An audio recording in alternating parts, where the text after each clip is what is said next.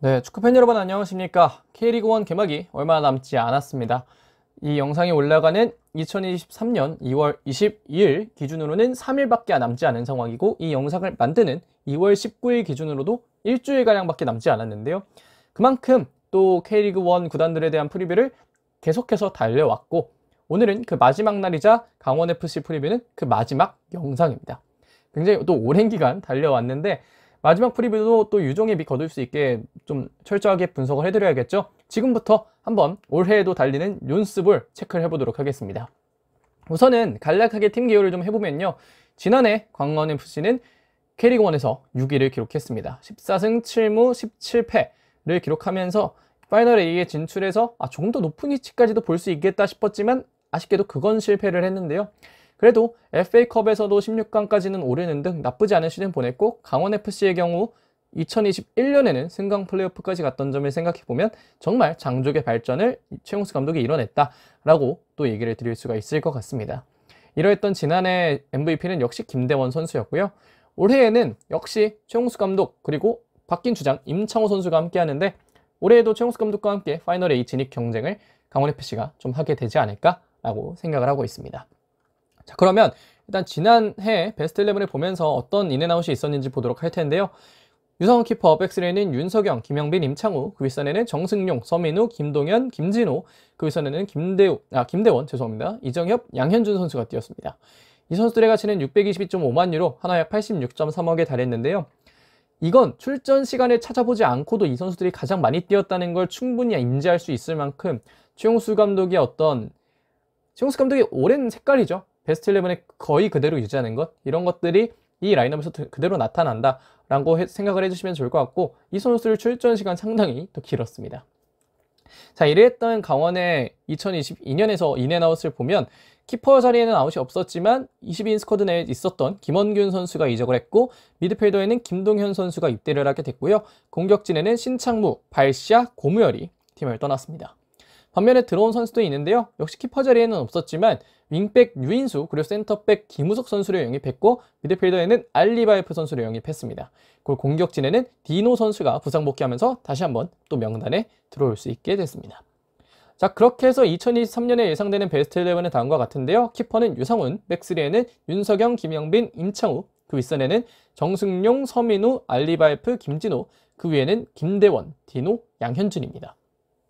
이 지난해에 비해서 약 12.5만 유로 정도가 줄었는데요. 그렇게 눈에 띄게 큰 하락은 아니라고 생각을 하실 수가 있을 것 같고, 이 김동현 선수가 이 강원에서는 상당히 또 높은 가치를 기록하는 선수 중 한 명이었는데, 이 김동현이 빠지면서 약간은 또 가치가 줄어든 점이 있다라고 생각을 해주시면 좋을 것 같고, 알리바이프는 최용수 감독이 워낙에 잘 사용했던 선수인 만큼 주전자리로 충분히 또 들어갈 수 있지 않을까라고 생각을 하고, 디노는 지난해 초반부터 최용수 감독이 믿고 썼다가 부상을 당한 케이스이기 때문에 올해에도 역시 부상만 회복이 잘 된다면 계속해서 또 믿고 쓰시지 않을까라고 생각을 하고 있습니다.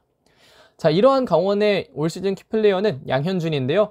2002년생의 양현준은 지난해 38경기 동안 8골과 4개 도움을 기록했습니다. 거의 3,000분가량을 소화했고, 지난해 혜성같이 등장해서 영플레이어 상까지 득점을 했고, 올해에도 역시 김대원 선수와 함께 강원의 공격을 이끌어야 되는데요.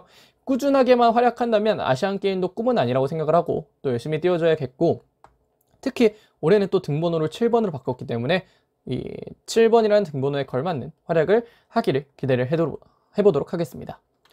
자, 이러한 강원의 시즌 기대 요소는 첫 번째 스쿼드의 안정성인데요. 김동현을 제외하고 사실상 모든 주전 자원이 잔류를 했습니다. 그렇기 때문에 스쿼드가 안정성 그리고 지속성을 가지고 올 시즌을 보내게 될 텐데, 이런 점은 강원의 조직력이 계속해서 높아질 수 있게 하는 요소라고 얘기를 드릴 수가 있겠고, 두 번째는 정승용에게 주어지는 체력 안배입니다.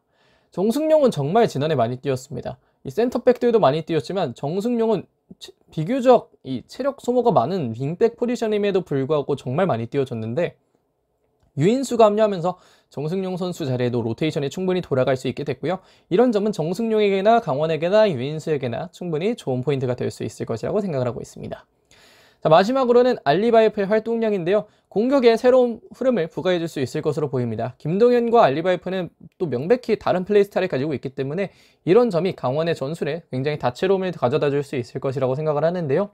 반면 기대 요소도 있지만 불안 요소도 있습니다. 첫 번째는 베테랑 스쿼드에 더해진 1년입니다.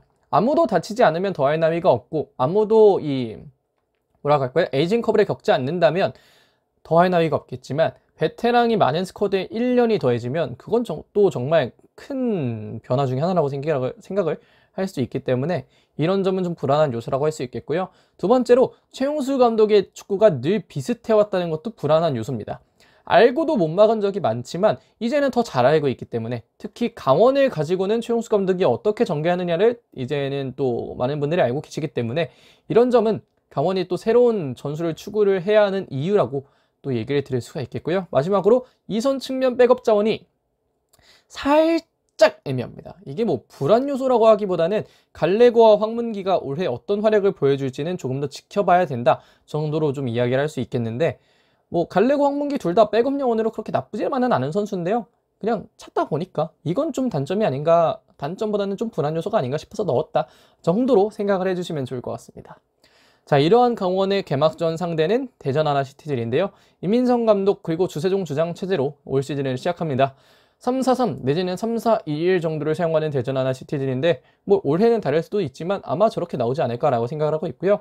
지난해 맞대결 성적 없습니다. 지난해 맞대결 한 적이 없고 다만 2021년 승강 플레이오프에서는 1승 1패를 하면서 강원FC가 또 K리그1에 살아남는 그런 활약을 보여줬다까지는 좀 기억을 해주실 것 같습니다. 자, 이 경기는 2월 26일 일요일 4시 반 대전 하나시티즌의 홈구장인 대전 월드컵 경기장에서 벌어질 예정이고요. 자, 그래서 여기까지 강원FC 2023년 프리뷰를 해봤습니다. 올해도 달리는 윤스볼이 과연 또 어떤 경기력을 보여줄지 참 기대가 되는데요.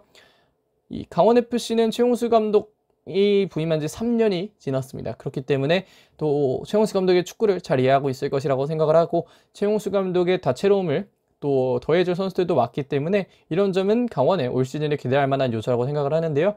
과연 또 강원 어떤 시즌을 보낼지 계속해서 지켜보도록 하겠습니다. 자, 그러면 이번 영상은 여기까지 하도록 하겠습니다. 고맙습니다.